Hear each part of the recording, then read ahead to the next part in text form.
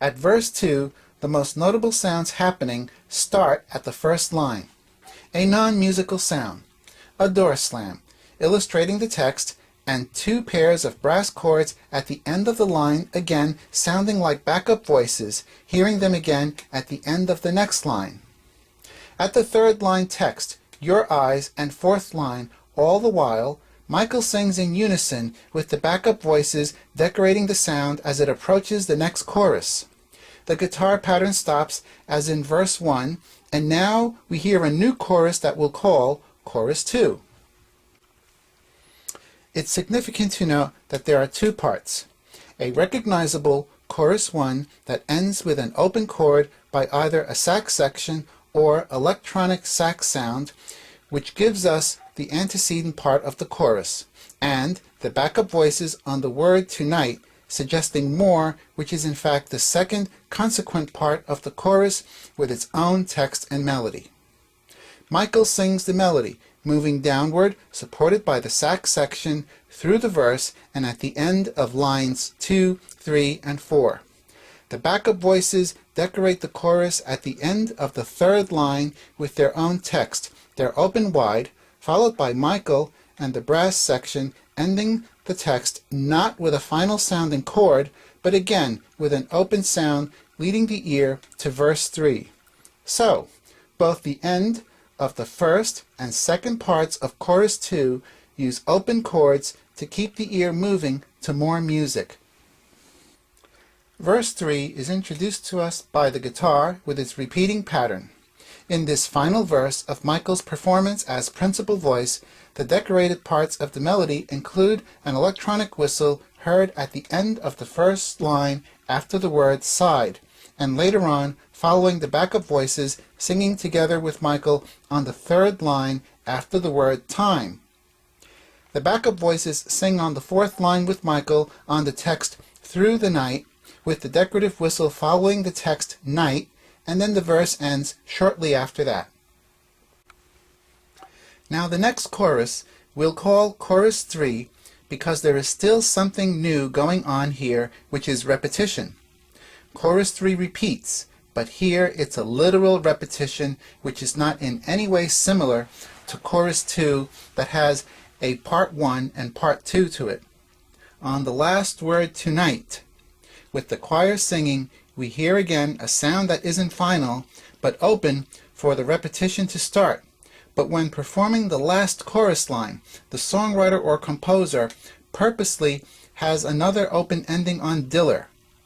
Can you see the various techniques in play by the songwriter as the music continues? In Thriller, the choir or backup voices have a small part, but there are some interesting things going on. The choir performs one-word parts in the verses, but are more noticeable on the chorus lines.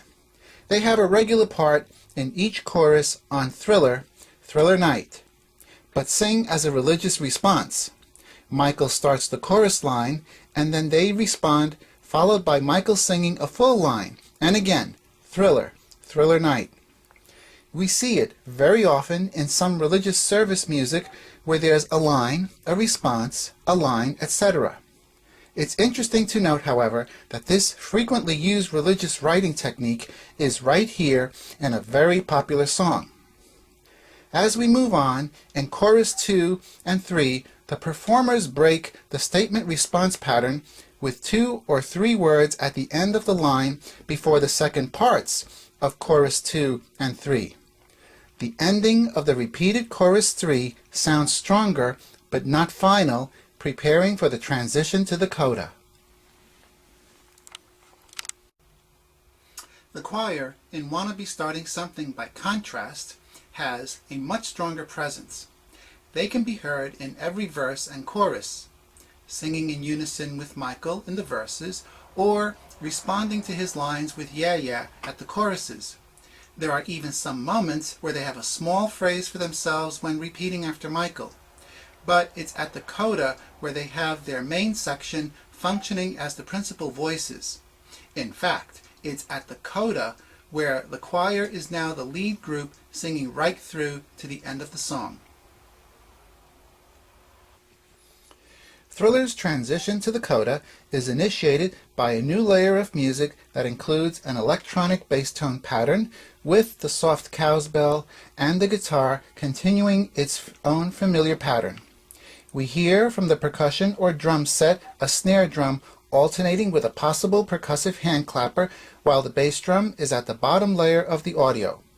The wolf call returns after the first pattern by the group. They repeat the pattern approximately 5 times, with Michael ending the transition with the text, "I'm going to be here tonight." Now the A section of the coda begins with a church organ playing a haunting sequence of chords, and the principal voice is the remarkable Vincent Price, who is neither singing or performing rap.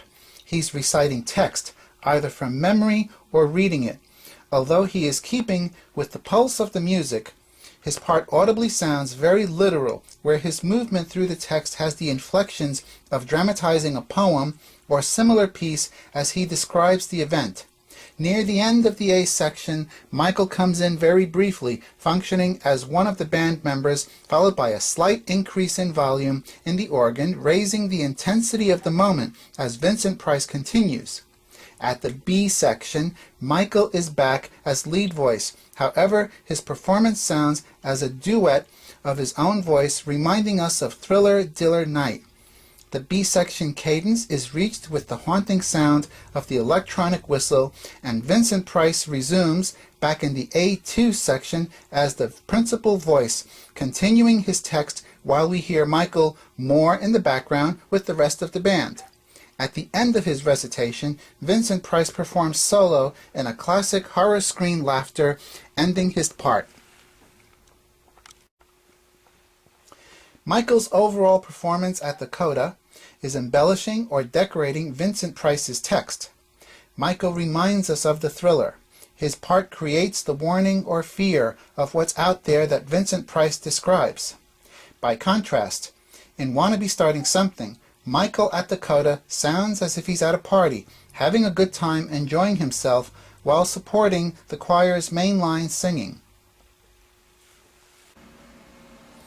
Thriller's cadence, or end of the song, starts at Vincent Price's laughter, followed by the most important sound of the song, the door. It's important because we hardly hear it, only 3 times. It reminds us of what's on the other side of it in the introduction and brings us full circle as the very last sound. It tells the ear that the song has ended. This type of ending is much more convincing than the more popularly used fade out or vamp out, because we come to a comfortable full stop knowing that it's over. This presentation concludes our remembrance of Michael Jackson. As I mentioned at the beginning of the video, we were more involved in our description of the music, but the purpose was to show you how much our ears can pick up with active listening, realizing that there's much more to the music of the King of Pop. Michael Jackson was a great entertainer, and his passing is a loss to everyone. But we do have his music, with all the melodies and memories of his performances that leave us wanting more and more from the King. If we want to continue this experience, all we have to do is keep listening to his music. Long live the memory of Michael Jackson. Come back in the near future for another video where I'll be publishing a new adventure for our listening skills, talking about another great one. Only this time, we'll be checking out a song in country music. I'm Louis R. Perez. Thank you for your visit. Have a good day, and I'll see you next time.